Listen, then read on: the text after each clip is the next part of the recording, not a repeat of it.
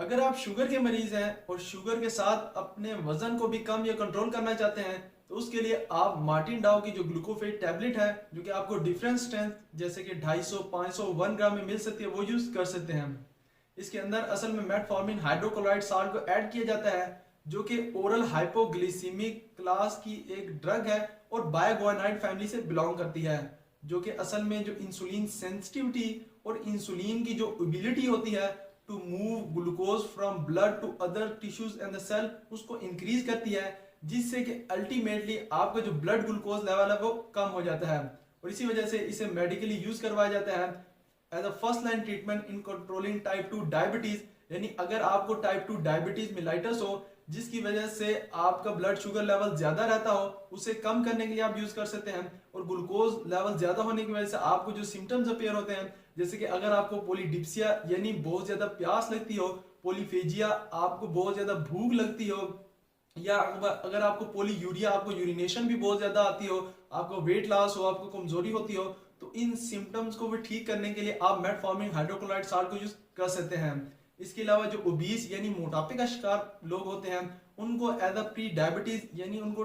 Sugar होने का खतरा ज्यादा होता है, तो उनको मेंटेन करने के लिए शुगर रोकने के लिए भी आप यूज कर सकते हैं। इसके अलावा ड्यूरिंग प्रेगनेंसी हामला खवातीन में जो गेस्टेशनल डायबिटीज होती है उसको प्रिवेंशन के लिए भी आप मेटफॉर्मिन यूज कर सकते हैं। और इसे ऑफ लेबल यूजेस में गायनेकोलॉजिकल डिसऑर्डर जैसे कि अगर आपको पॉलीसिस्टिक ओवरी सिंड्रोम हो जिसमें फीमेल के जो मंथली मेंस्ट्रुअल पीरियड्स होते हैं वो डिस्टर्ब हो जाते हैं, उसको फर्टिलिटी प्रॉब्लम रेज होते हैं, प्रेगनेंसी कंसीव करने में मुश्किल होती है, तो उसके इन फर्टिलिटी प्रॉब्लम को ठीक करने के लिए भी आप मेटफॉर्मिन साल्ट को यूज कर सकते हैं।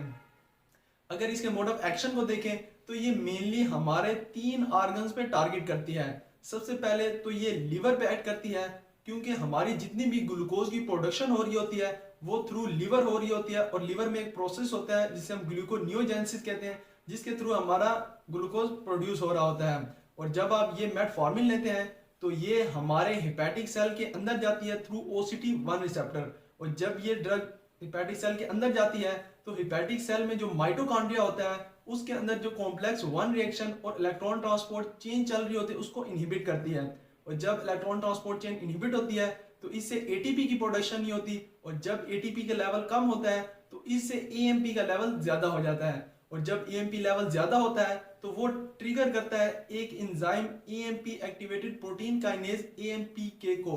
और जब एएमपी के एक्टिवेट होता है तो वो इनहिबिट करता है एड्रेनल साइक्लेज सिस्टम को, और जब एसी इनहिबिट हो जाता है तो इससे आपकी जो ग्लूकोनियोजेनेसिस यानी वो प्रोसेस जिसके थ्रू ग्लूकोज बन रहा होता है वो नहीं होता, वो इनहिबिट हो जाता है, तो इससे अल्टीमेटली ग्लूकोज की प्रोडक्शन भी नहीं होती, ग्लूकोज बनता नहीं है और आपका ब्लड ग्लूकोज लेवल कम हो जाता है।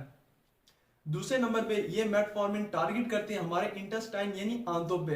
इंटेस्टाइन में जो कार्बोहाइड्रेट और ग्लूकोज की जो एब्जॉर्प्शन हो रही होती है उसको इनहिबिट करता है जिससे इसकी आपकी सिस्टेमिक एब्जॉर्प्शन नहीं होती और ब्लड ग्लूकोज लेवल कम हो जाता है।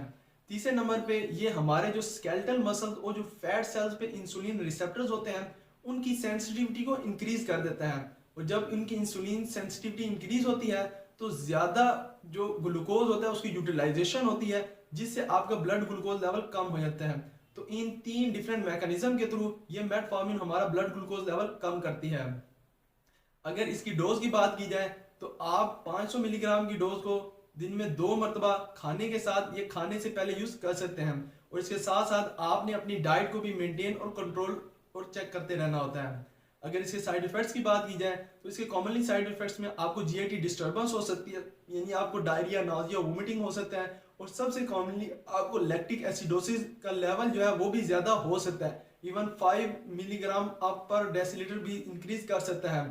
तो इस जिससे आपको मायोपैथी यानी आपको मसल पेन हो सकता है, आपको फटीग हो सकती है, आपको सोमनोलेंस हो सकता है, आपको एब्डोमिनल पेन, आपके पेट में दर्द हो सकता है, और आपको हेडेक भी अपेयर हो सकता है। और इसके साथ ही ये विटामिन B12 और फोलिक एसिड की जो एब्जॉर्प्शन हो रही होती है उसको इनहिबिट करता है जिससे आपको विटामिन B12 और फोलिक एसिड की डेफिशिएंसी भी अपेयर हो सकती है। अगर इसके कॉन्ट्राइंडिकेशंस की बात की जाए तो अक्यूट रीनल फेलियर के जो पेशेंट होते हैं यानी वो लोग जिनके गुर्दे खराब होते हैं वो इसे केयरफुली यूज करें क्योंकि ये लैक्टिक एसिडोसिस करवाती है। इसके अलावा माइकार्डियल इन्फार्क्शन और हार्ट फेलियर यानी जिनको दिल का मसला वो भी इसे केयरफुली यूज करें। इसके अलावा एनीमिया के पेशेंट और पेरिफेरल न्यूरोपैथी के पेशेंट भी इसे केयरफुली यूज करें, क्योंकि ये विटामिन B12 और आपका जो फोलिक एसिड है उसकी डेफिशिएंसी को काज करवाता है। इसके अलावा अगर आपको हाइपोक्सिया हो या कोई सीवियर इन्फेक्शन हो तब भी आप इसे केयरफुली यूज करें। तो अगर आपको मेरी वीडियो अच्छी लगी हो तो मेरी इस एफर्ट को अप्रिशिएट जरूर कीजिएगा। अपना मेरे यूट्यूब चैनल का जरूर ख्याल रखिएगा। अल्लाह हाफिज।